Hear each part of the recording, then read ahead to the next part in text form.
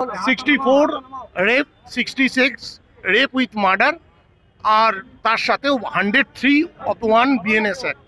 আজকে সঞ্জয় রায় কোর্টে এ ব্যাপারে আর কি, এই ব্যাপারে আগেও বলেছে। হ্যাঁ, এটা সম্পর্কে মন্তব্য করার কিছু নেই, সমস্তটাই এভিডেন্সের উপর নির্ভর করে।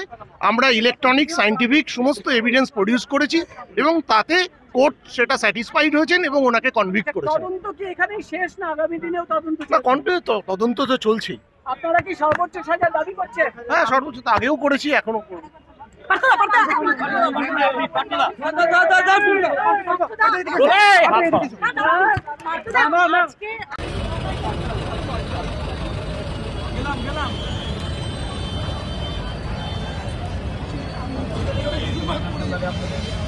আমরা দেখাচ্ছি শিয়ালদা আদালত পক্ষ থেকে দোষী সাব্যস্ত আজীবন দোষী সাব্যস্ত সঞ্জয় রায়কে আদালত এবং তাকে শেষ জেলে নিয়ে যাওয়া হয়েছে।